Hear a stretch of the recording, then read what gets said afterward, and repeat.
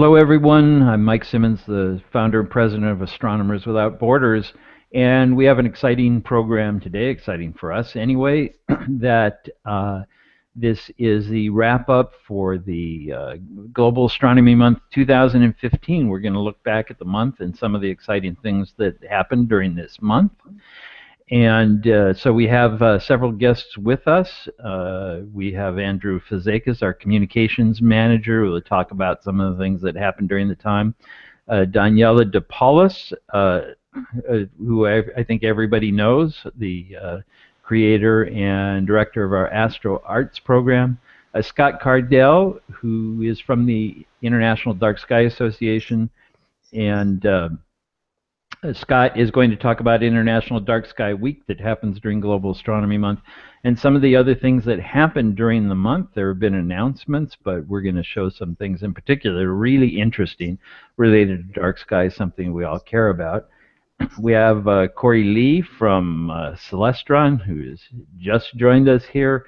And the Celestron has been very important to Astronomers Without Borders through their support, making it possible for us to do things like Global Astronomy Month. And in addition, we have Christy McMonigal. Now, Christy is the GAM coordinator, and she doesn't often appear on these programs because of the time difference between North America and Europe, where most of the viewers are, and her home in Sydney, Australia. So I recorded Christy. Yep. So thank you. So that's Liam, our producer, queuing up the recording that I did with Christy just last night here, so she'd have a chance to talk about Global Astronomy Month a little bit, because this is their second time coordinating it, and she really has the insight into it and great enthusiasm. So Liam, go ahead, cue up Christy, and we'll do this interview with her first. So we're here with Christy McMonigal in Sydney, Australia. She's the Global Astronomy Month coordinator. I can't even say that all at once. Global Astronomy Month coordinator. Well, you're the one that has to say it because it's your job. So I'm glad to have you. We're pre-recording this because we needed to do this while it's daytime or some reasonable time in Sydney. So Christy, I'm glad we at least got you on the recording this time. So yeah. You've been the GAM coordinator now for 2 different months. Yep. As well as doing some coordination programs in between during the last year. So what's your impression of Global Astronomy Month for 2015? How does it compare to last year, for example?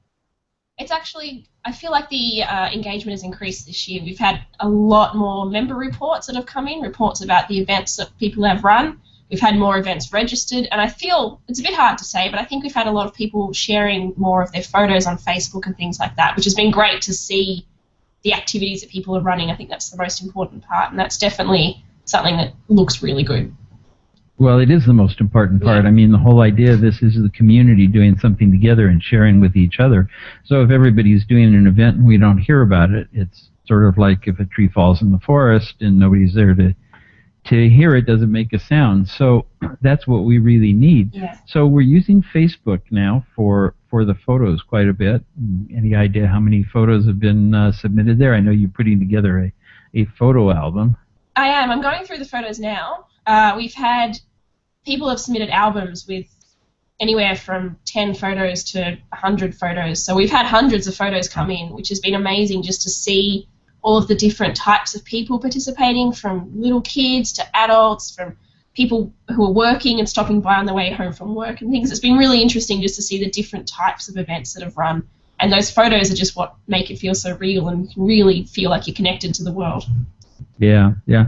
And so that's on Facebook, but on our own website, we do want to get reports from people where they're actually telling us everything that happened there. And they can post photos in the narrative there as well. So we've got good participation there, do you think? Yeah, we've had some great member reports come in. They've been really good because they tell a bit of a story about what they've done, so you get a lot more context with the images. There's been some that have just been really special. Some of them have been, for example, there was one, it was someone's first time giving a planetarium show, and she spoke about how much she enjoyed it and how happy she felt at the end, seeing how much people appreciated it. And that's just so nice to see someone really, really get so excited by delivering astronomy to people. I saw that one too. I think we featured that on our website or in the newsletter or something. What country was she in? Eastern Europe, was it? Yeah, I'm not exactly sure off the top of my head. Sorry. Yeah. Well, that's the interesting thing is that after a while, it doesn't matter what country it is. You know, at first you say, wow, here's somebody doing this in Uganda or another. After a while, it's sort of like being in orbit, you know. After a while, it's people somewhere around on the Earth. Yeah. On the Earth, yeah. So we want to encourage people to do more of that because we're going to have those available for everybody to read. It's a permanent record of what people did, and you know, I guess the great ones, the ideas, really share personal stories like what you just described. But there are other reasons for people to register their events and do a member report like the certificates. Yeah, so if you register an event, you can actually then get a certificate for the event that you've run, for being involved in GAM, rather. And you can get certificates with the name of everyone who was involved. So if you've registered the event, you can go to the website, go to the certificate section, and put in the names of anyone that you think that was involved in your event that you feel deserves a certificate for participation, which is just so nice that you can give everyone a little memento of their involvement in Global Astronomy Month. Right, but if people haven't registered their events, they can still do that in order to get definitely. Yeah, so it's not like we have rules. We just want people to share what they've done. And when you register an event, it shows up as a pin on the map. It does, which is really cool because you can see where all of the events across the world are and just see how global the event is, the program is. It's really nice. And we have something else that we haven't made a big deal about yet that Liz has been working on. Yep. You know, with the member reports. And we have mentioned it, but it hasn't been highlighted on the website yet. Those reports are going into a very special type of map. And maybe I'll dig up a screenshot of that or something. So when we get through this recording during the live program, which would be in a few minutes from now, I guess for those watching, I can show them a picture of it. But we just want to share those as much as we can. So I just think it's great. It's so nice to be able to read through the reports and see the photos and just see what everyone else has done over the course of the month. It's really important. Now, what is the impact of GAM, do you think? For example, that report from somebody who did a planetarium program for the first time, was that related to, hey, this is Global Astronomy Month, this is the time to jump in and do it? Does it encourage people like that? Do we get reports that way? I really think it does. I think people, they see what other people are doing and it inspires them to want to do things. And having a special month dedicated to it, it gives that motivation to get people involved. And so we've had a lot of astronomy groups that just do hold a lot more events during that month. They reach more people. You get more people that maybe previously hadn't thought about being interested in Global Astronomy Month, hadn't been thought about astronomy at all, and then in this month they get engaged and that interest carries on well past the end of the month. Of course, because there's so many people that get introduced to astronomy, both in terms of looking for a telescope for the first time or doing outreach, getting involved in outreach. And later on, we're going to have Mila Mitra from space in India. And I can't remember the whole thing it stands for. They might have had the most GAM events registered of anyone in the world. They were amazing. They've had so many events. They've shared so many photos on Facebook as well. And it's just amazing to see the effort they've put in and all the events they have run. And all the cute photos. There are some cute photos of little kids getting involved and getting very excited. Yeah. So, well, we'll take a look at some of those that you've picked out to show just a little bit later. Maybe when we have Andrew, our communications manager, we can go over those as well. And because everybody has a different impression from these. I'm with you. I like the people that get involved for the first time, and I love seeing the kids introduced to this. So, well, what about, you've got a few numbers for things. Yeah. So it's been quite interesting, actually. We've had really high engagement. So just a few basic numbers to get us going.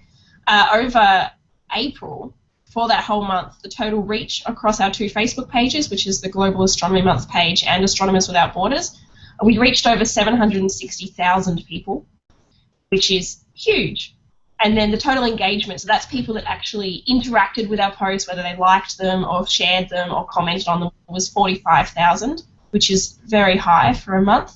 And the total impressions, that's just the number of times any of our posts were seen by anyone, which can be multiple times by the same person, was over 1.5 million, which is just huge. It's just awesome. Yeah. I think I like the number of reach better, because if a person sees the same thing twice, it doesn't count them twice. It's kind of more real number there. Yeah. I mean, I guess the 1.5 million means people are seeing things multiple times in their timeline or something, because things are being shared around. But still, that's 760,000 times that people saw something about Global Astronomy Month. Different things. But the engagement is great, and that's just on Facebook. You know, it's not counting what's happening on our website or on Twitter or something else.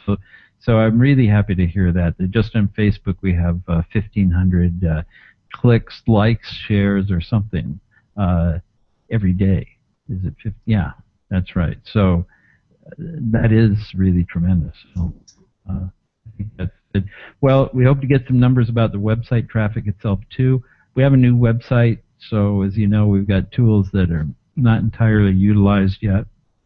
So during the year, we will be improving that and getting more people involved there as well. So, so it sounds from your standpoint it went really well, but I know you were awfully busy during the month. Very busy, but worth it. Definitely worth it. Yeah, very rewarding. Good. Very rewarding thing to be part of. Any favorite memories or stories? I mean, you already gave us one report that you liked a lot, or anything else that you'd want to bring up?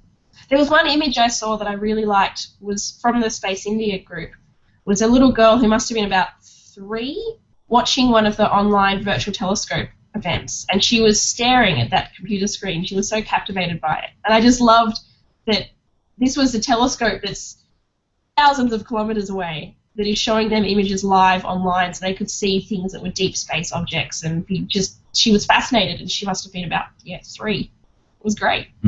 Yeah, it's amazing. I know that picture. We're going to show that in a little while as well. It's a great photo. One of the other things that we did too with the virtual telescope was Stars for All, which is one of the many programs that Gianluca Massi does during the month, but with a twist. This time we had something extra. We did. It was awesome. So we paired up with a few other groups, and we made the what we could see accessible to people who were visually impaired. So we got all of the images as the telescope was putting them up live online, and we processed them and allowed people to download them and print them through a swell printer, which is a tactile printer.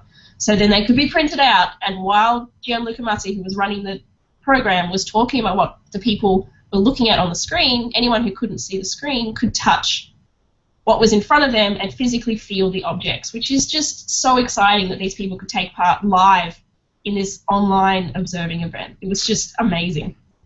I'm not sure that that's ever happened before, but it is another border. You know, there is astronomy for the blind, tactile things prepared ahead of time. But something live, interactive like this, I don't think it's been done before. Unfortunately, we don't have feedback on who took part and on any numbers or anything there. So we're going to have to. We've already started talking about organizing another event like that soon, where we can get people, the schools registered and so on, so we have something more to share about that. So, okay, well, any last words, so to speak? Yeah, I guess I just want to say thanks to everyone who got involved. It was such an awesome month, and it was so great to see everyone so willing to share everything they were doing, and there were groups running sidewalk astronomy. They just went and set up in the street to show people, and that's just really great, and sharing that with us so that we could see what you were doing was really nice. So thank you. Yeah. The more people share, the better. And we'll share some of those a little bit later in the program as well. So thank you for joining us here. I'm sorry we couldn't get you to come on at, what, 3 o'clock in the morning or something like that, but you're pretty dedicated, though. So thanks, Christy, and we'll have more results coming up. So thanks. Good, All right, thank good you. evening to you. Bye, everyone. Let me mention also, now that we're sort of in a break here, thank you, Liam, usually the voice in our ear or through the chat. Liam is the producer of all of these who helps out Astronomers Without Borders. Liam, now that you've been on the program here and everybody is looking at that screen behind you, tell us what that's about, because we're going to have questions. Oh, that's the output from one of my ISS abubs, which is the little device that that I've got here that I can even bring up on the big screen, so you can see that's a live view right now at this very moment from the space station, wherever it is around the Earth. So that's just my little gadget that's now in 900 locations around the world. And bringing you the entire world is seen from the space station, also telling you when the space station is above you. Mm-hmm. And a very popular thing, and anybody who's interested, just Google ISS-above, and you'll find it. So this is something that is now involved with the space station directly. You've been talking to people there, all kinds of plans. So it's a fantastic Lots device. of stuff. And this is what it looks like right here. Let's see if I can get this back to back to where we were. So I've got to press some buttons on here. Let me know when we're back. And now you should see the photo. I think that's the second photo. Do you want me to go back to the first photo? I think we already went through those, so let's go ahead. The thing is, Mike, anything that you did before with Daniela is likely didn't come through. So you've really got to start at the top with Daniela. Really? Okay, from the beginning. All right, so for those who are watching live, sorry about that, but let's go back to the beginning, and we'll have it all in the recording where probably more people watch. I want to mention... By the way, look who just joined. Yes, I see. We have Mila from space. I'm glad you could join us, Mila. We've begun. We've just been fixing a glitch that we have, but we'll come to you before too long. We have some pictures that we'll be showing, and then we'll come over to you. So thanks for joining us. I think you had some technical issues, so I'm glad to see that you were able to join us. Yeah. So I want to mention... I want to mention to anybody who's watching that you can ask questions that we will answer, or comments. And Liam, I guess you better tell people exactly how they do that. Is there anything they need to know, or is it just obvious from where they are watching this? You're talking about the Q&A app, which is part of the actual Hangout. Let me just see. Yeah, so there is a Q&A section. You can just simply click the Ask a New Question, and we'll be looking at that. And whenever we can, we'll get over to the questions. Okay. So back to the program now. Sorry about the technical difficulties, but it happens, and this will all be fixed in the recording, but those of you watching live had to deal with that. So Daniela DePaulis, the creator and the director of the Astronauts program and Astronomers Without Borders, and so we're sort of starting over after a little bit of a technical glitch here. But you mentioned all of the things going on in Global Astronomy Month having to do with the arts. Can you give us a quick rundown of that once again? Yeah, sure. The Astronauts is really growing.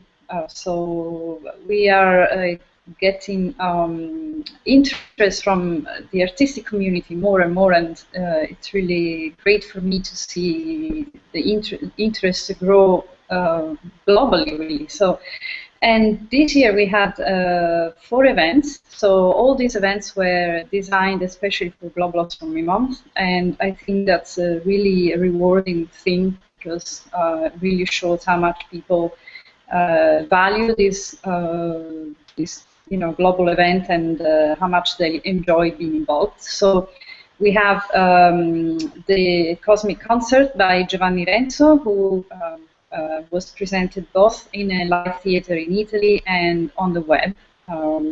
And Giovanni really, well, is now a really popular composer in the AWB community, but he's really developed his skills for live performance on the web. So when he presents his work on for Global Astronomy Month, he combines really wonderful videos and images of the dark skies with his music. So he found a way to really create a cosmic concert in the true sense of the word. Yeah, and we have some examples of that too. We have a picture here that shows Giovanni looks like he's floating in space in a nebula there. It's actually a screen grab from the recording of the Cosmic Concert. And I want to point out that this is an original composition that he does every year for Global Astronomy Month for the Cosmic Concert, which is really a fantastic and thing for us to do. And so this is broadcast live. And you can see here that in another format, we have a cluster, we have astrophotography, and all the time Giovanni is on the screen, so you can see him playing, some of which is from a pre-written score, and some of which is improvisation. But it's really more interesting to see it in the recording. I recommend that people go take a look at it there. Because it's interactive, it's dynamic. You can hear the audience applauding as well, the audience, live audience in the theater where he performs this. So it's really not, as you have said, Daniela, something that's just a camera showing what's happening there, but there's also a version which is created specifically for the online. Yes, absolutely. Concert. And I think we want to move more and more towards this direction. So having events that happen in a physical location as well as on the web, it's really the best way to present these events for Global Astronomy Month. And the event that Angelina Yershova and Stefano Giovanardi presented was also a concert, but a very different one from Giovanni Renzo's. Angelina is a professional musician. She's an electronic music composer, so her sounds are really different from Giovanni's piano music. And she created an original score, especially for this concert called IC Rose 67. And Stefano also wrote the text which goes with the music. So it's a completely original piece that we will present later as a recorded event. They are still editing the live version. And I watched it, and for me, the 60 minutes of the entire show just flew by. I was completely carried away by the music and the visuals. Again, it was a stunning visual performance. And I couldn't believe that on the web you can do such a wonderful event, just as if you are in a theater. So a special thanks also to Stefano and Angelina and Giovanni. Absolutely, and let's talk about this just a little bit, and there's something I want to show. As you said, we don't have the recorded event available just yet. This was actually done specifically for Global Astronomy Month, but the name of this, IC Rose 67P, yeah, and this refers to the Rosetta mission, a mission launched by the European Space Agency that a lot of people everybody knows about, to intercept a comet in the outer reaches of our solar system and to follow it along as it approaches the sun, develops its tail, and so on. And it has already gone around the sun. It's visible in the Earth sky again. Now, the Rosetta mission is flying along with it, even landed something on it. And I want to show the trailer here, and we'll show in just a moment. Now, this would be what they did coming up to it, and this is going to show the motion of the spacecraft around the comet, along with the original music and so on.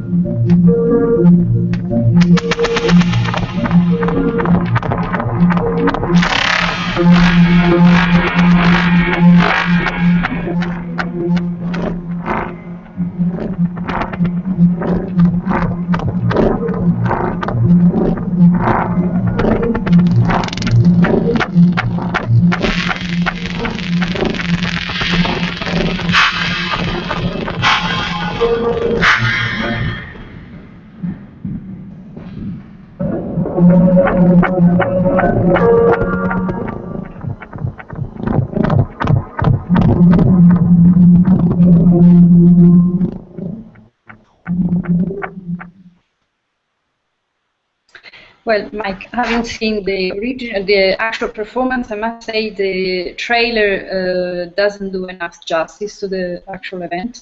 Great. So I really like to invite everyone to see the real thing, because it's a lot more engaging visually, and well, at least it's one of my favorite performances I think we had so far. Yeah, I'm looking forward to seeing that.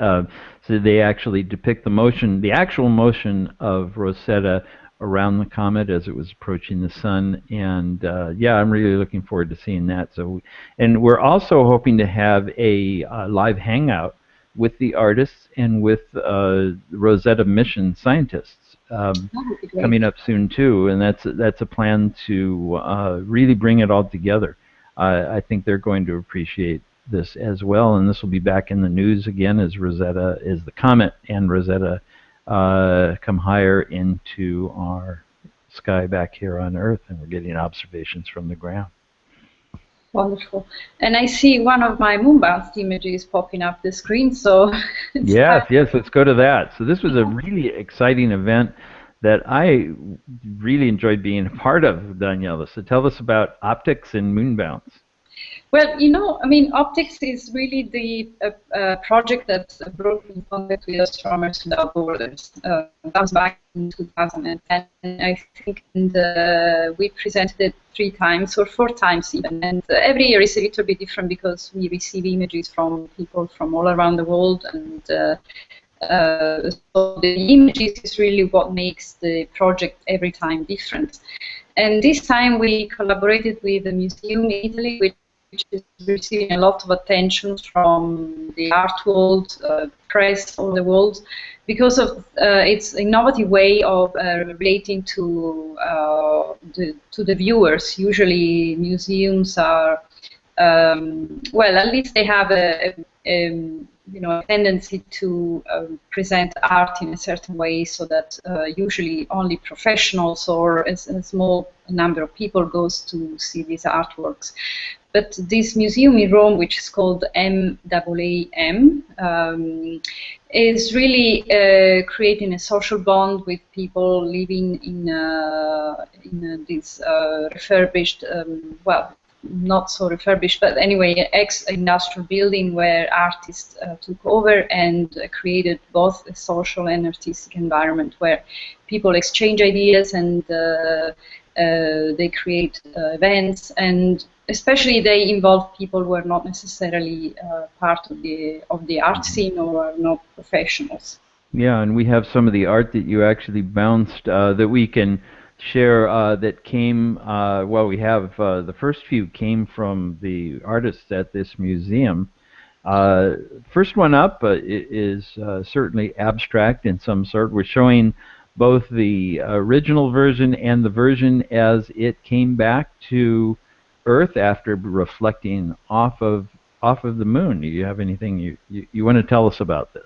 Well, yes, for people watching the recording of the event, we made a detailed comment about each of these images, so I would invite everyone who is interested to see a detailed description of these works on the recording optics events. But yes, these images return very distorted, of course, because of the long journey and the fact that the moon is not a very good reflector. The sphere is far away, it's full of craters.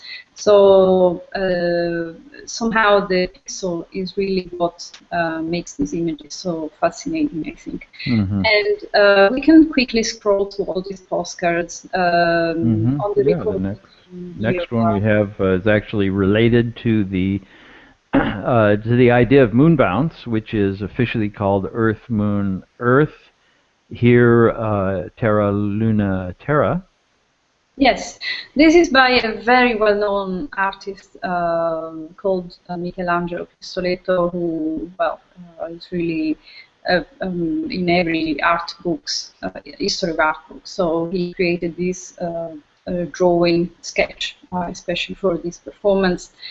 And, well, it returned really distorted, and we decided to keep it as it is because somehow the moon bounce adds some additional layers to these images. So I think it twists them a little bit, and so in a way the copyright of the image also changes a little bit. So it's the artist plus the moon plus my contribution and the radio amateur. So it's it really creates this collaborative work where even the moon somehow is participating.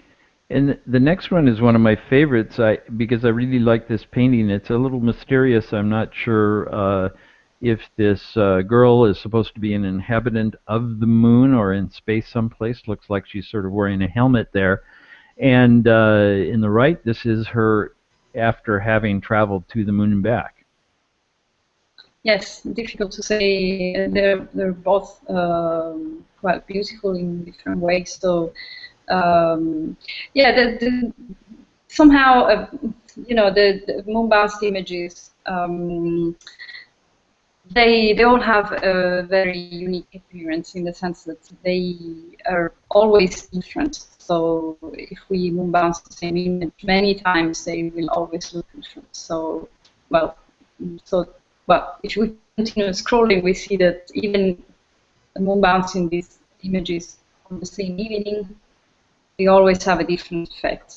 Yeah, yeah. And now the next two we have are really very special, and this is what made this event really special. Next one up is by is two people on the moon looking at the Surveyor spacecraft that was visited by two Apollo astronauts called Please Take Me Home, Guys. There's the Earth in the back. Surveyor wants to go home. Only one piece of it did come back. But tell us about the this one and the artist. Yes, well, this is a also very special card. It was sent to us by Alan Bean, the famous moonwalker. So he agreed on having one of his artworks, moon bounce, as part of his performance. And also for this one, we were really lucky because we got a very good reflection, just like in the previous one. So you never know how the moon behaves. It could be that, you know, everything comes back distorted, or like in this case, the image is still visible even after such a long journey. And at the end, we should send Alan a postcard. So the plan is to print these images and send our message with our signatures to each artist, including Alan Bean. And if we go to the next one, we have also another, I guess, very special image by another moonwalker. Well, this is really what made my day, in the sense that this image is so well known in our visual culture. I mean, it's an iconic image, and it was the family portrait that astronaut Charles Duke left on the moon in 1972. So the image, which is in the public domain, shows Charles Duke's footprint on the moon, and next to it there is an image of this image in a plastic envelope left on the moon surface. So I think this image somehow has been with us for so many years. It's been shown in many newspapers, and so it's we were really lucky. I think that we, thanks to Charles Duke, we got a scanned copy of the original image, and this time we sent it to the moon and we received it back. So yeah, yeah. And has not been seen in this kind of resolution, a scan like this before. And I realized we should share. I'm going to share here, and Liam can bring this up. The image, excuse me, the picture that Charlie Duke took on the moon, showing the picture, the print that he left behind. And so there the picture is very, very small. So he scanned this just for us, so we'd be able to send the full resolution up to the moon and back, and resulted in what you showed here.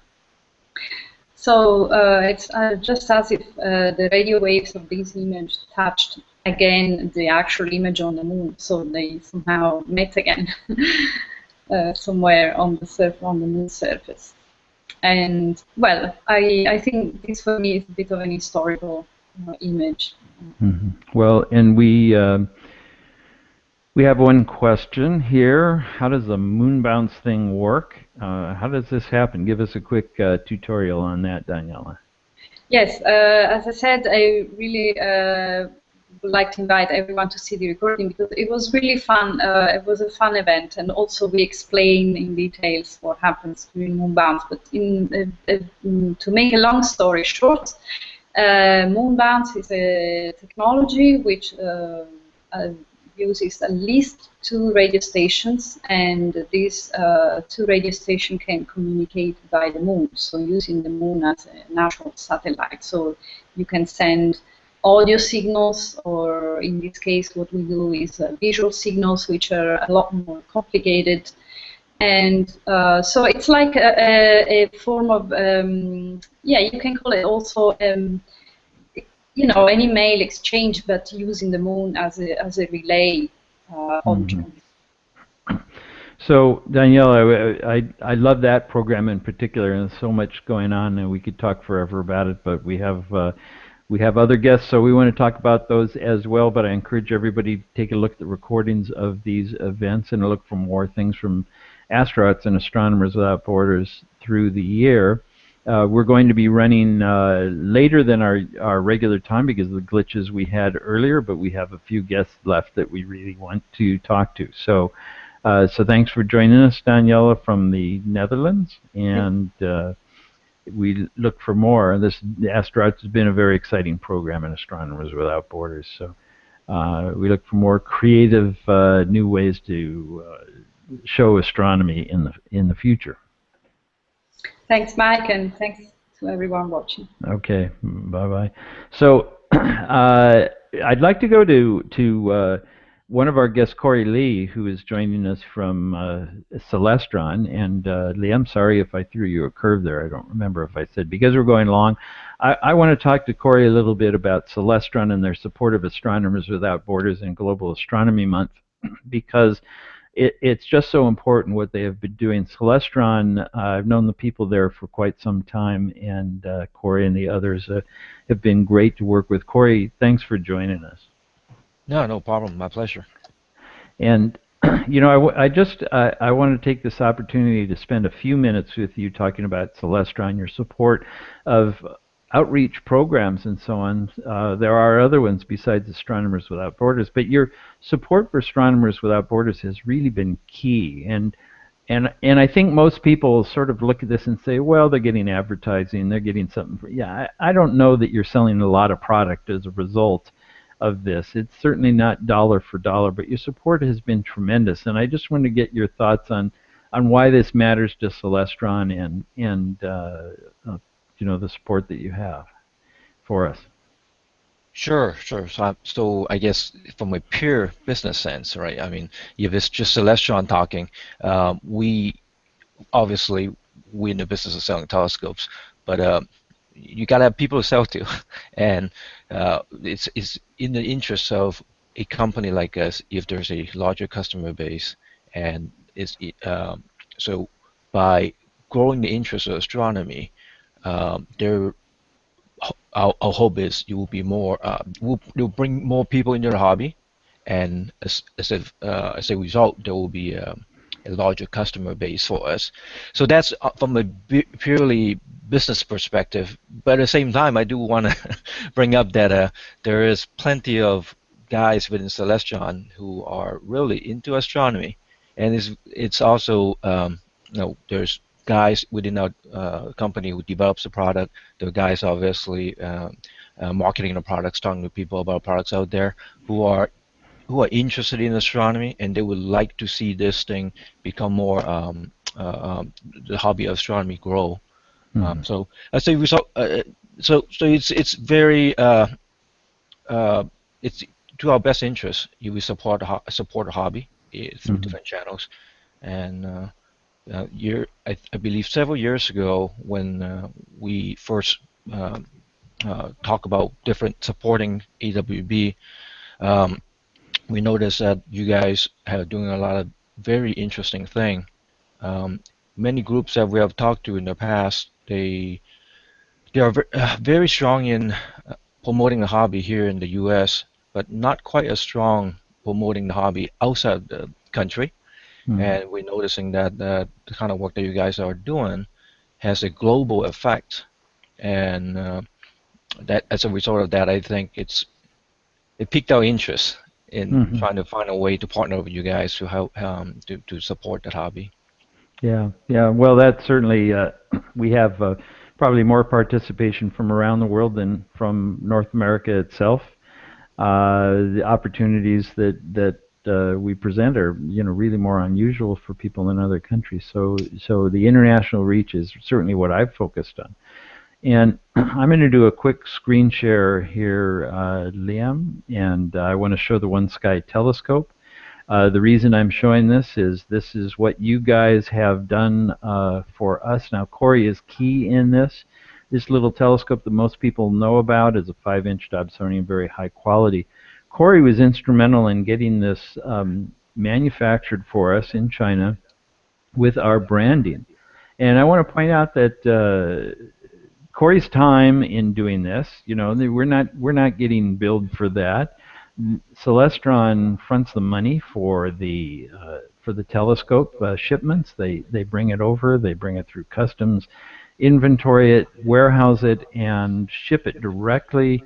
And they are doing this at their actual cost. Doesn't include labor that is involved here, so it's well below what would be wholesale. It's really a donation, and they don't even invoice us till we have the money from a telescope sale. So this is purely donation, contribution, support for Astronomers Without Borders to help us keep going. There have been other things Celestron's done too, with donating some product that was discontinued, and it's made all the difference, Corey. It's what's brought us to the point where we are now. So, and Corey is Senior Vice President of Product Development. He developed this not for Celestron, but for Astronomers Without Borders. Yeah, we wanted to find a way to provide long-term support for you guys. One way to do it is once we get a product out there for you guys, and now there's a sustainable way to hopefully there's long-term financial support for you guys through the sales of the product. Yeah, so we wanted to also just make sure that there is a quality product out there.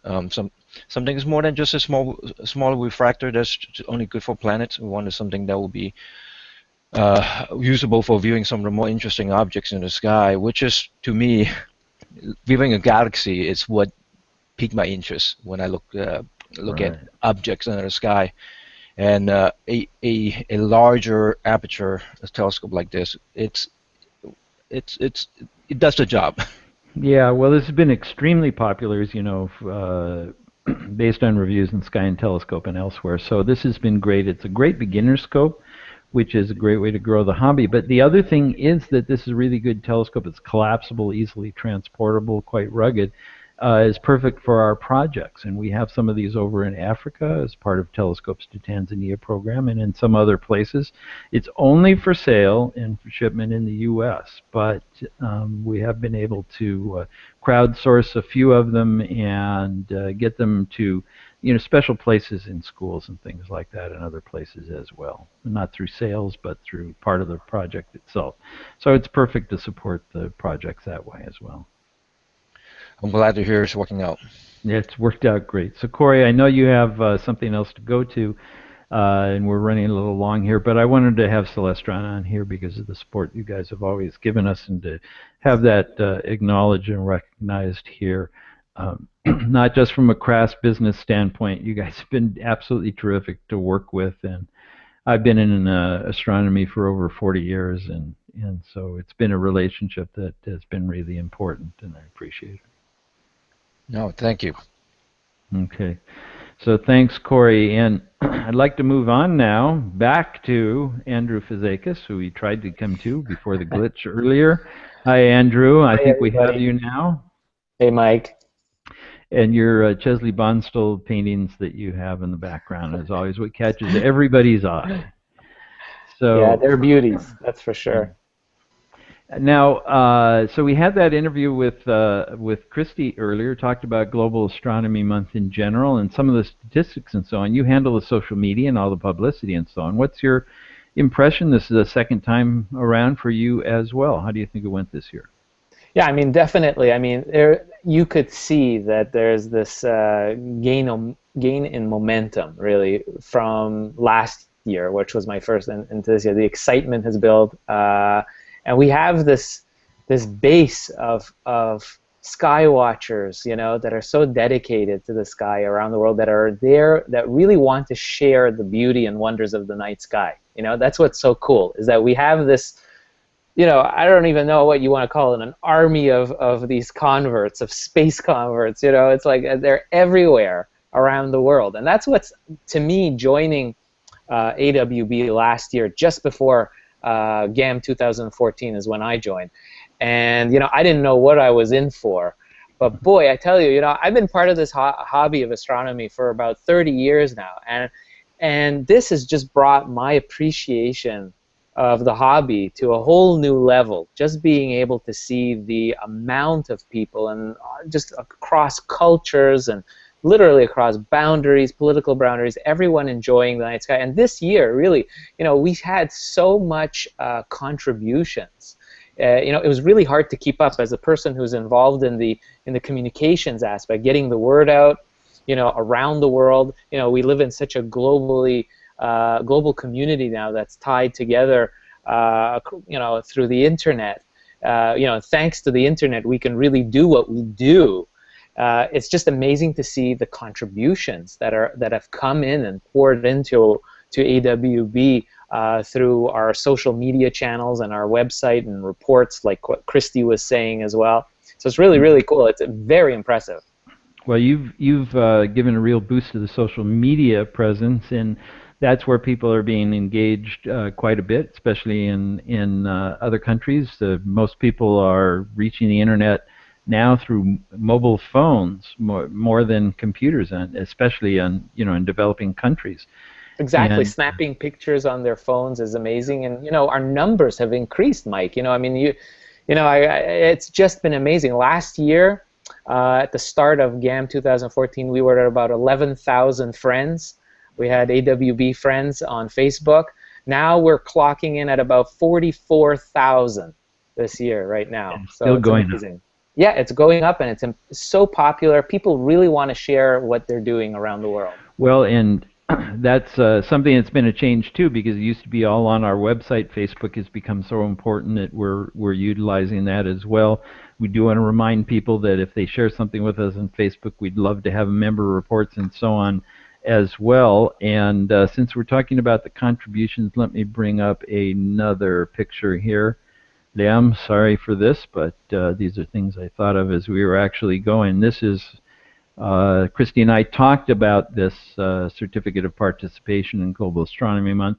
This is available to everybody now.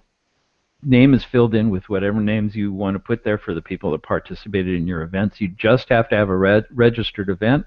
Shows up on our map with the details as well. You can still register the events and get the get the certificate for all the people that participated.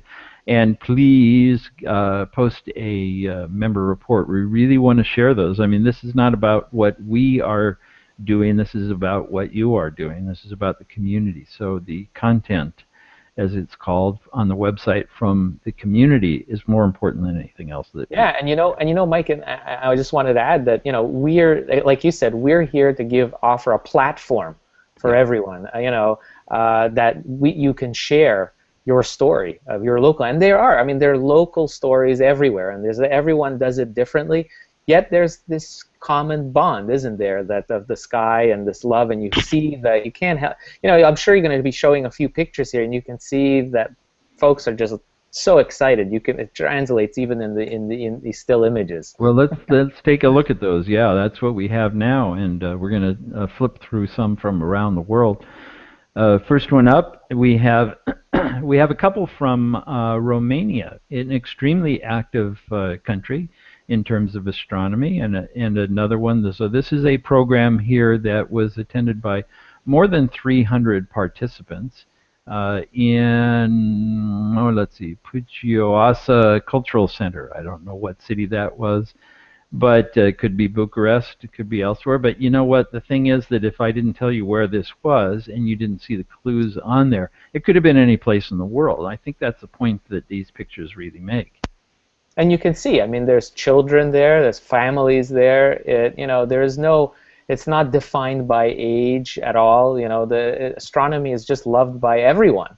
Everyone has this natural curiosity. I think humans have this natural curiosity about the night sky. And with today's, I'm sure Scott would be able to talk about this, is the idea of dark skies, the light pollution. You talk to a kid here in North America about what the Milky Way is, and the first thing they'll say is that it's a chocolate bar, right? Well, and that's the sad case of things, of how we are.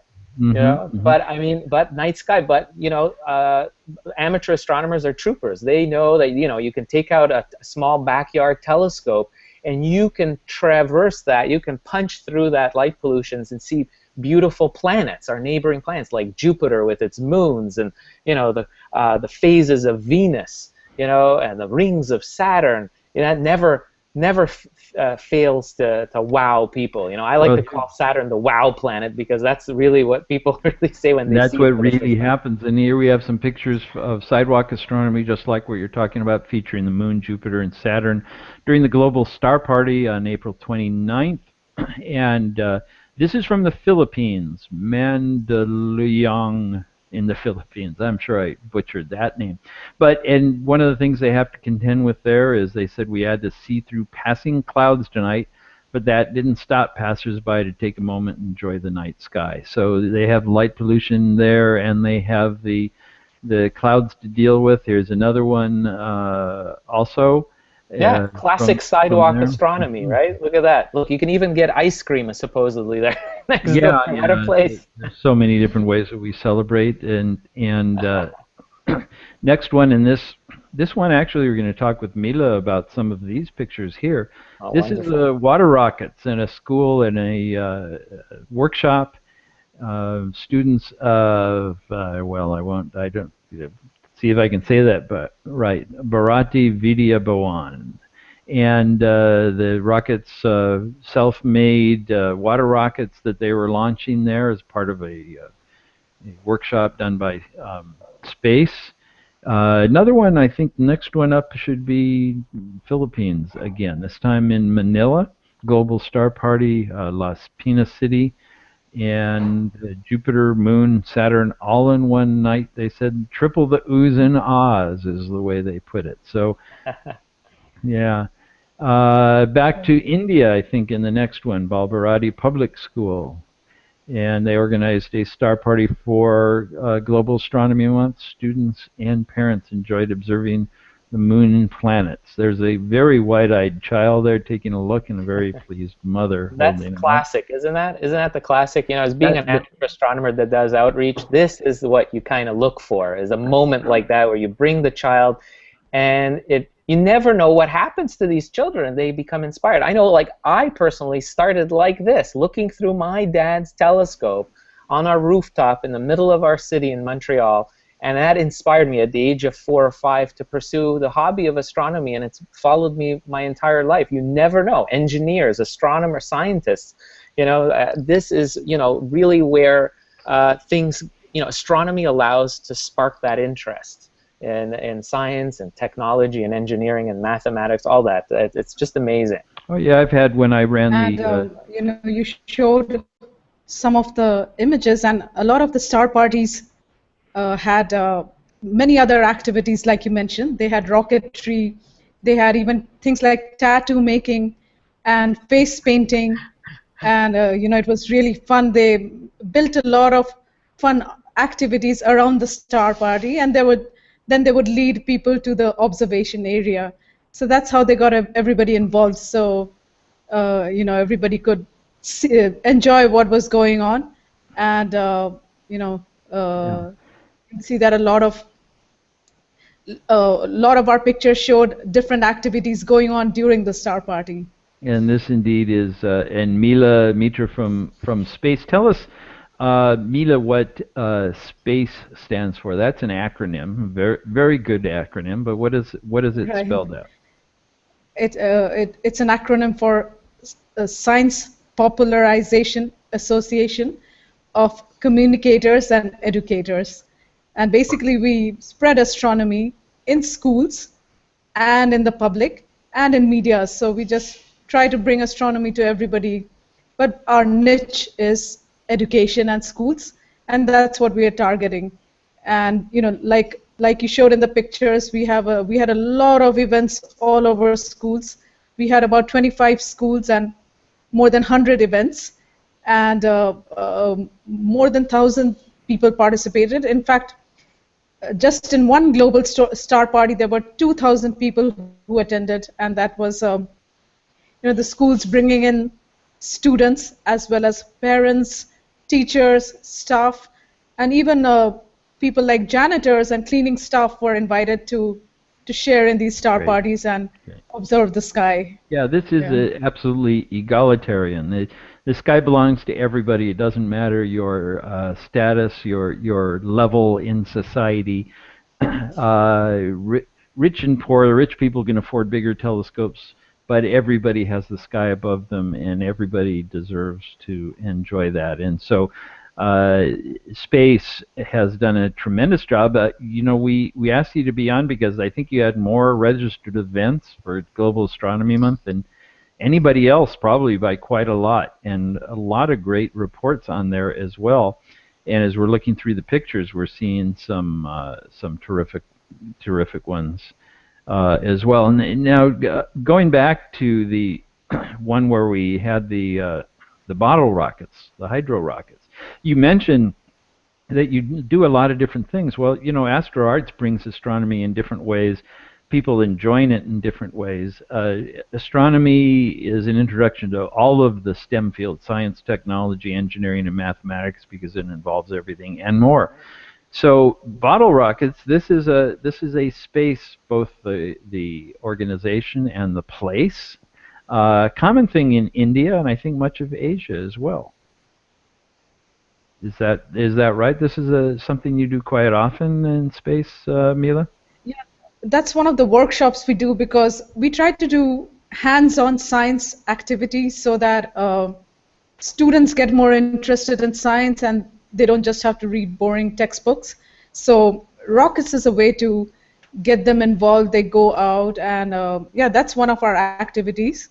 And both hydro rockets, as we call it, where we pump air into water rockets, and we also do something called pop rockets, where they're just small, like film canisters, where we just put something like which creates a gas when it just pops. So that's just to teach kids the principles of rocketry. And these are common activities we do, and they excite the kids.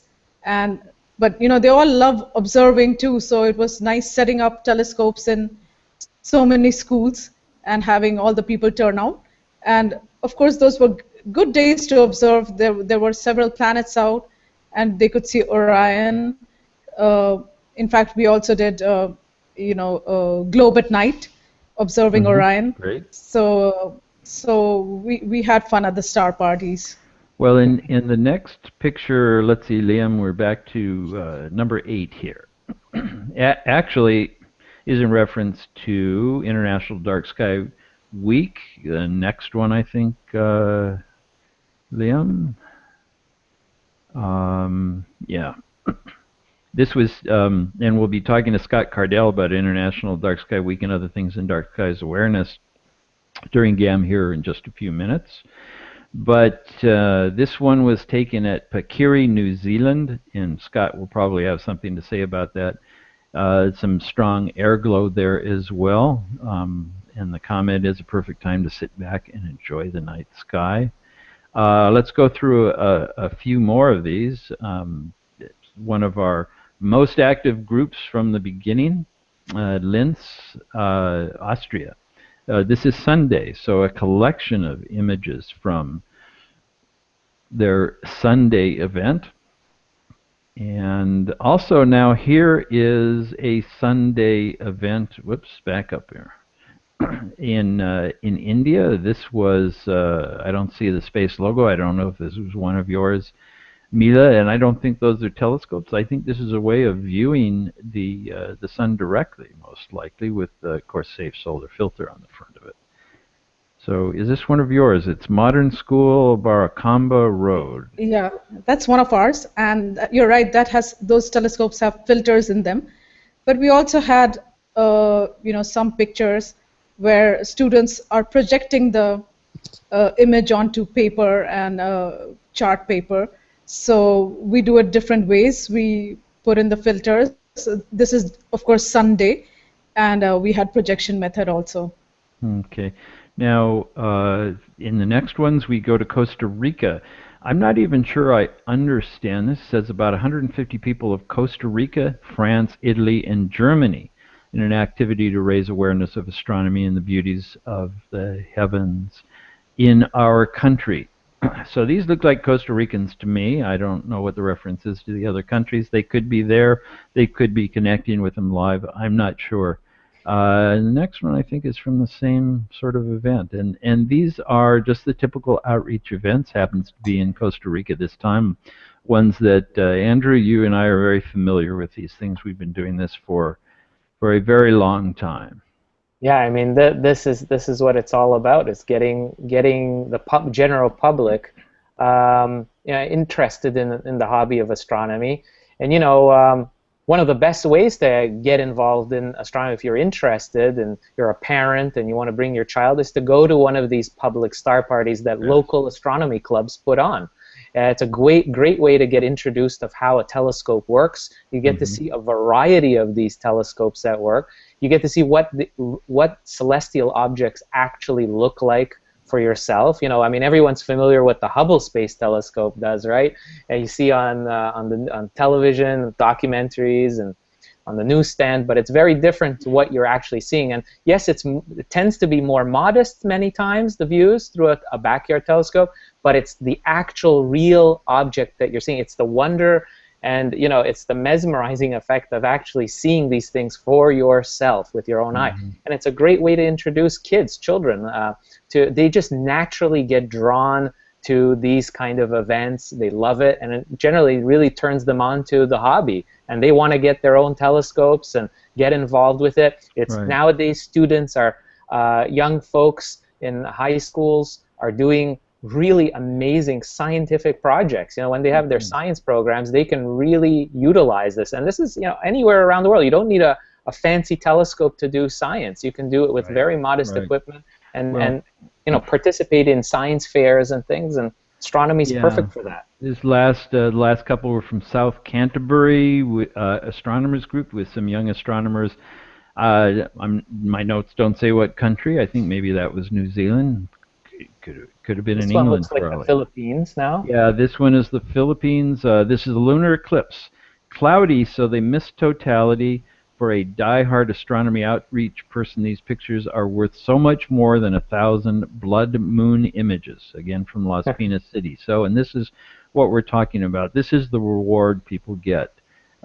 Even during a cloudy event like this, people are excited and they're getting just a little bit of a peek. Yeah, and you know Uh, what's really cool, Mike, is that you've got the amateurs in the clubs. They're just so eager to share their knowledge, too. Never hesitate to ask a question. They'll be more than happy to explain what they're seeing, how their telescope works, everything. So you get a great guided tour of the universe this way. Yeah, and so now we go back to India, which of course is extremely active in during Global Astronomy Month. Another space event at a school, Mia, another one of yours. This one, St. Thomas School in Dwarka, India, solar observing. And then we were on to Lake Tekapo, Astro Cafe in New Zealand. The next couple of them. This is Astrocrafts session going on.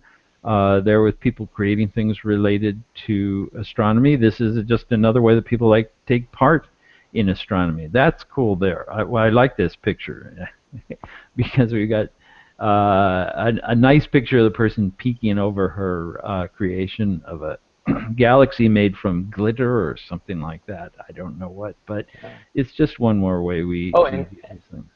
and you know, Mike, I gotta say that here at AWB, we've realized that one of the surprise hits for us has been Astrocrafts. We have wonderful contributions on how to again, a way of mixing artwork with science and astronomy. And we have like Kathleen Horner, for instance, who's been a great contributor of ours, doing wonderful different types of craft projects that people can actually go and do themselves, and she teaches how to do that. So we have that stuff on our website that people can explore as well. Now, of course, there's always traditional astrophotography. The next one by Matt Williams says was inspired by Global Astronomy Month. And I don't know where the inspiration came from or why, but maybe it was somebody who had not been doing astrophotography before. I don't have any more on that, but it was a submission that said this was something that he created for GAM, which I really like the way he did this, with the Milky Way looking out through the broken window here of an old abandoned building. And that brings us to another one here from India. This is one that Christy mentioned when I was talking with her. This is watching a live feed from the virtual telescope at Delhi Public School in India. And clearly, Mila, this is one of your events, but this really touches us all because it's a very young child who's just fascinated by what is going on there. Actually wants to reach out and touch this galaxy, which is a live, well, almost a live view. This is an image that was just taken by Gianluca Massi in Italy. She is in India viewing this and learning about astronomy, a very young child. Mila, now let's see, you're going to have to unmute there, but you have any comments on this event or the children that take part in things like this? Yeah, I think that I have several pictures of very young kids doing this live observing on using the virtual telescope. I'll send you some more later, but they seem to like it, sitting with their parents at home, and they were able to view Messier Marathon and walking on the moon. So they're really nice pictures. They just look at the screen, and in fact, several of the schools showed it in their in the whole school the next day, where we could see it the next day. So that's what. So we had a lot of people who were enjoying the live observations through the virtual telescope. Yeah, the virtual telescope project for us at AWB has been such a hit. It's just so popular. And this image, I think, speaks so well. I mean, this is exactly what we're talking about. We have there, I think that's an image, I think if I'm not wrong there, that looks like the Sombrero Galaxy or something. Looks like it to me, yeah, Yeah. M104. Mhm. I mean, these are really amazing. That Gianluca, right? Massi, he's the one astrophysicist in Italy. He's doing this, and he guides us through these live events. And he snaps these portraits. Right. I mean, we're talking about a galaxy that's millions of light years away, right? And for those of us that were, maybe a few decades ago taking astrophotos with the old film, you'd take exposures for hours on end. You'd have to expose to take a picture like this, and here it is almost instantaneously, and it's broadcast around the world live. I mean, how cool is that? Yeah, and here I think at home, I think very late at night for this young child, but it's an opportunity, so that's great. So before we get too late here, I want to bring in Scott Cardell, the International Dark Sky Association. Andrew and Mila stay with us, and we'll have some things to talk about here. But Scott, we had a few things going on related to dark skies, and this is something that all of us can relate to, including Mila and what happened in India with these events, and Andrew might have some comments about that as well. But tell us about just a quick overview of dark skies awareness programs during Global Astronomy Month this year. Sure. Well, at International Dark Sky Association, we're really actually happy to be part of the team here for Global Astronomy Month. It's always good to be working with you and everybody, Mike. We all know that in the big cities where people live, our access to the night sky is decreasing, and that's a problem. We want to encourage more people to take that global perspective that all of us sitting here have about how we all share the same sky. And if people are cut off from that, that's a big problem. So we're involved in a lot of activities, and it kind of peaks during what we call International Dark Sky Week, and that is the week during the month of April when there's little or no moon in the sky. So it's third quarter moon and new moon, for people to really focus on what the night sky gives to them, why that's important, how to preserve it, how light pollution affects you and I, and wildlife and energy and all those other things too. And one of the things that we do here at IDA is we designate international dark sky places. In fact, you showed some pictures just a little while ago from Lake Tekapo in New Zealand, and that's one of our dark sky reserves. And so we have those around the world, and periodically we announce new ones. Well, once they go through that process, we give them the choice of deciding when they want to make their announcement. And two of the ones that were ready specifically chose to make their announcement during International Dark Sky Week. And I think Liam's got a photo there now, and that's from North Fork Park in Utah, here in the United States. And what you see in that shot, I think is really kind of amazing, is the really bright source of light on the right, and there's cities to the left as well. 80% of the people that live in the U.S. state of Utah live within a 2-hour drive of this new dark sky park. Wow. And they've got some mountains there that are helping them out, but you see that there's this sort of oasis in the middle there where the night sky is accessible, and it's accessible now to millions of people.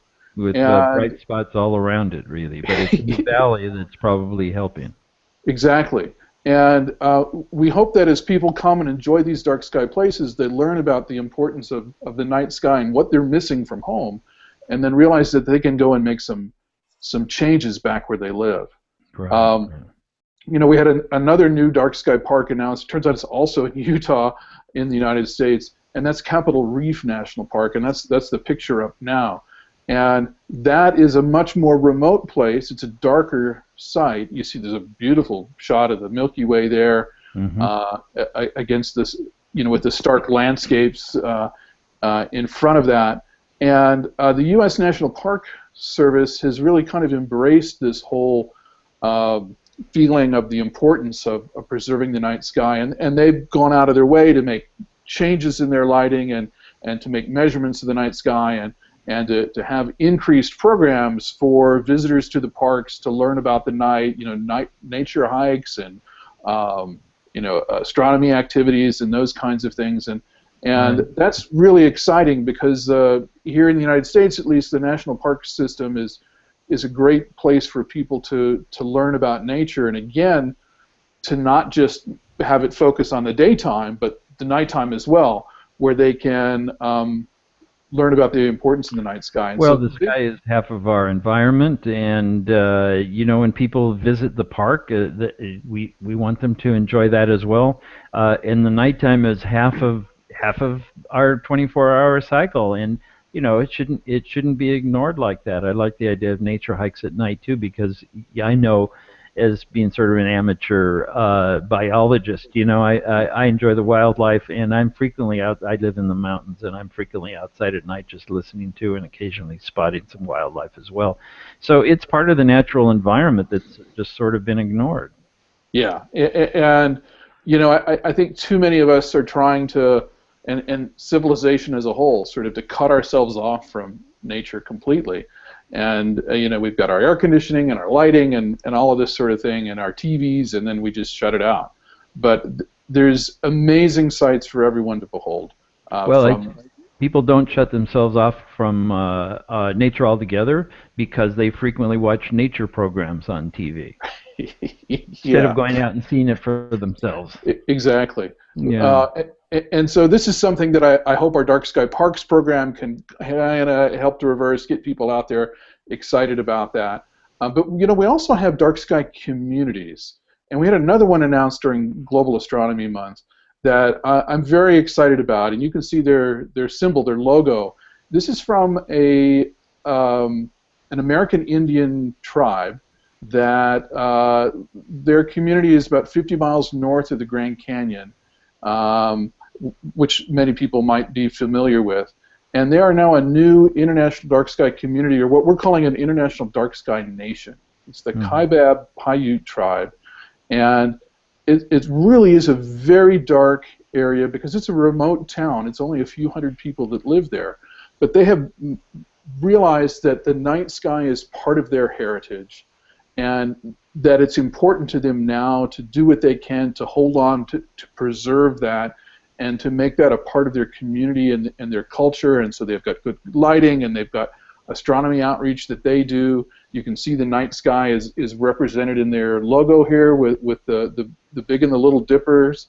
And it's really an exciting thing for us to see this new kind of group that's come and embraced the importance of night sky preservation. Well, that is exciting because it's an entire community, and like you say, a nation, tribal nation, Native Americans. That really is quite exciting that they have recognized the importance of it, not just one area set aside, but the whole area, and not just some people, but all of the people who live there. Exactly. Exactly. That's really cool. And I know that the three places I just mentioned are all in the U.S., but I just want to mention that this is a global program, and we have dark sky places in Europe and Africa, and in New Zealand, as I mentioned. I expect that later this year we'll have our first announcements from South America. We have a couple of places in Asia that are working on dark sky status, and so we'll finally have all of the continents represented, which is exciting.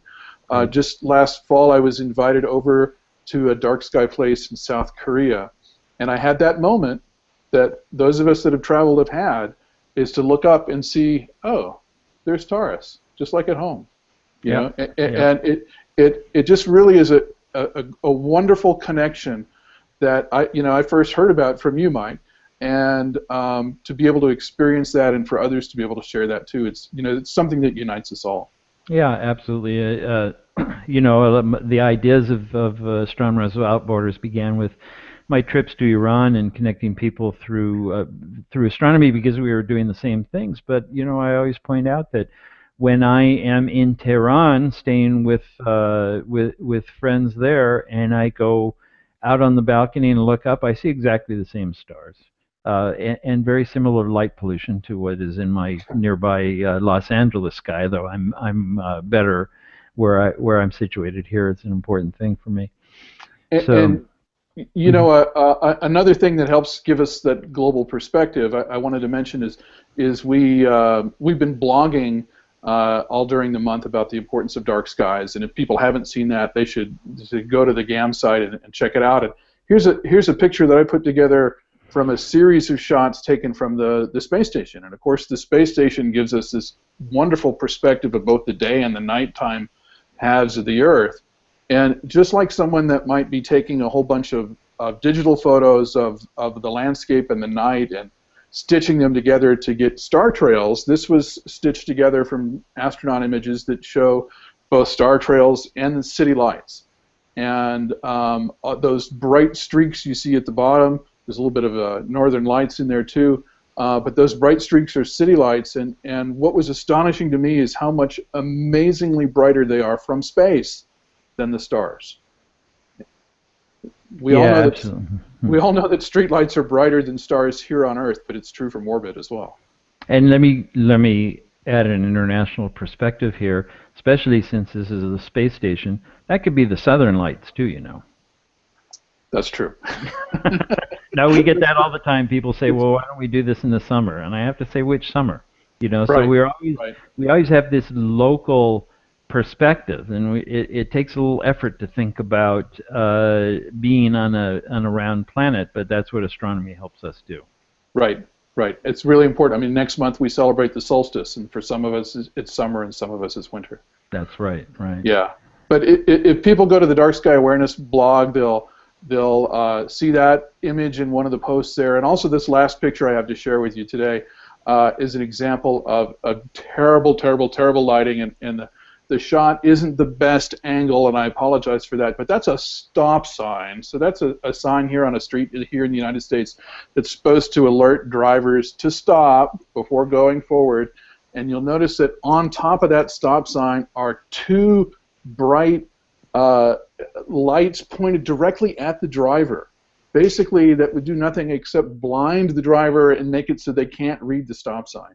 So this is, I'm assuming the blog post was about proper use of lighting or the improper use of lighting. Actually, that blog post was about bad lighting, and it was just pointing out some of the worst examples. And my point to you now, and to everybody that's watching and joining us here, is that good lighting lets us see more of the night sky that we all want to see, but it also makes it safer. And has less damaging impacts in every way. It's so easy to make bad choices, but really a little bit of thought can make the world a safer place, make the lighting a much more appropriate, and allow us all to have a better view of the night sky. Well, and being safe does being dark sky friendly does not mean turning off security lights. It means doing it right. Not the way that it's like this. There are security lights supposedly in my neighborhood. I go by, motion sensor picks up my car, and it shines lights out at me. So if there was somebody hiding next to the house that wanted to break in and the police were coming to check it out, the lights would be pointing right into the police's eyes and blinding them. It's not helpful. It's harmful. They just turn it around and use it properly. There will be less scattered light. And, the point about the lights that you see from space in that other picture you showed, people think, well, they're going to be lights and you're going to see them. Well, you know what? All of the light that you see from space is light that is going out into space. We're paying billions of dollars every year to send light into space. It's not doing anybody any good whatsoever. If we could keep it down here, we could use a fraction of the amount of light, just using it properly. I use the analogy of watering your lawn. You don't want it going over into the street. It's a waste. You have to pay for it, and that's what we're doing with our lights. Right. And how many of you would like us to have a new Curiosity mission to Mars and a new 30-meter telescope every year? Well, that's basically the cost in the United States alone of the wasted money for light pollution. So if we could harness that waste towards education or anything other than just, I mean, it doesn't help the astronauts to navigate, right? That's not what it's for. So it really is just wasted light that shines up Yeah, it needlessly in really space. is. And that's something I've never understood is why the economic impact doesn't hit people. Here in California, we're talking about ways to conserve water because of the drought. Um, what about energy? You know, we're wasting it all the time. Exactly. Well, So we hope that we make a difference and that people pick up on that, on at least some of that during Global Astronomy Month, and that together we all help to make the world at least a little bit better place. well, the Dark Skies Awareness blog for Global Astronomy Month continues to be there and available to people to go and read, and I hope people will. And go see the website of the International Dark Sky Association, which is darksky.org. I think there's Yes. hyphen in between, Now, but now it's just darksky.org, and okay. sometime in June we'll launch a brand new website. Oh, So it'll be great. even better then. Yeah, because there's tremendous resources, and I know how it works. Over 20-something years, you have all these resources, and they need to be reorganized once in a while. Yes. So I'm looking forward to that. That'll Cleaning be out your great. garage. Yes, yes, indeed. Mila, I want to come back to you and ask you, and I appreciate your staying on with us. I know it's getting late there. So what about dark skies awareness programs in India during Global Astronomy Month or other times? Do you have some events like that? Yeah, we've been doing Globe at Night for a couple of years, and this year too, during Global Astronomy Month, we had that was one of the programs we kind of pushed to schools, and there were a whole bunch of people who went out, did some night observing, and looked at constellations and took some measurements and sent it in to us. And so we are trying to make schools aware or people aware of what you cannot see because there is so much light in the cities. And we have some observing sites that are in more rural areas, so we really made the contrast clear, how bad it is in the urban areas right now. So people were able to see it with just observing constellations like Orion. And I think India has plenty of dark skies away from these Yeah, sometimes we do. mega cities. Yeah, it's getting worse and worse as cities develop, but we still have a lot of dark areas, and it is distinctly darker there than in the cities, and you can make that out. Yeah, that's great. So I want to ask you, going back to the very beginning, we had Christy McMonigal, the GAM coordinator, and I asked her about the importance of Global Astronomy Month. You know, space does programs all year. Astronomers Without Borders does programs all year. Global Astronomy Month is just sort of a time to celebrate and bring in as many people and ways to do it as possible. Space in India and all of India is very, very active in Global Astronomy Month. How do you see the importance of the event itself, the Global Astronomy Month, as a platform for doing events? How does this help? Oh, no, we do specific programs through the year, but like Asteroid Search Campaign is one we're doing right now.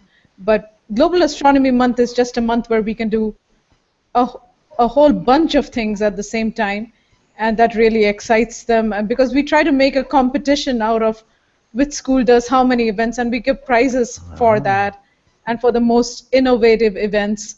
So schools really go all out, not just schools, but amateur astronomy groups. They go all out to do a lot of events, and we help them along the way. For each event, we give them the links and where to report and how to find out more about it. So it's like a whole month of just getting high on astronomy, and that momentum really pushes them along to do different things. That's fantastic, and I like that way of putting it too. And I'm gonna have to talk to you and get some tips on the contests and prizes and so on. We should extend that to everybody in the world and see who can do the most. I think you guys have got a big head start, but still, maybe we'll do it by continent or something. So I'd like to incorporate that as well. Yeah, I'll share that with you. Terrific. And Andrew, I'm going to give you the last word here because this has been a long hangout here, including the glitch we had. It sort of had to start over again. So, your impressions of Global Astronomy Month. Anything you picked up talking to Mila and Scott and Daniela here? Yeah, I mean, definitely. You know what I've noticed is that we've got this great mix of so many different kind of genres and topics here. That's amazing, and it's all related to astronomy. It's all really truly global. This idea of light pollution.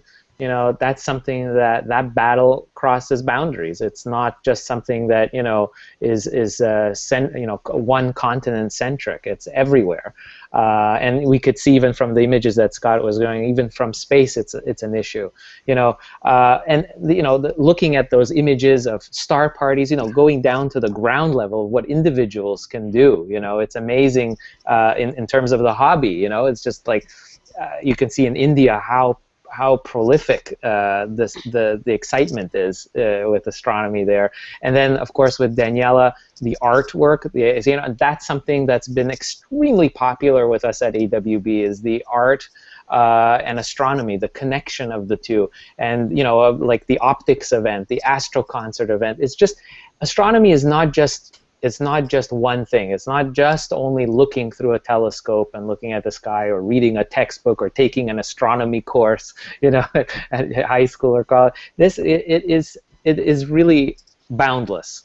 And AWB, what I've learned being here for now over a year, is that really it's the place, the greatest platform in the world to be able to spread the wonders of the universe and being able to share it across boundaries. Well, thank you, Andrew, and I want to thank everybody else as well. Andrew, our communications manager, Daniela De Paulus from the Netherlands, Astro Arts, Mila Mitra from India, Space, Scott Cardell from International Dark Sky Association, and Corey Lee from Celestron, who was with us earlier, as well as Christy McMonagle, who happened to be able to join us this time by tape delay. This has gone a little bit long, but there's so much to cover, and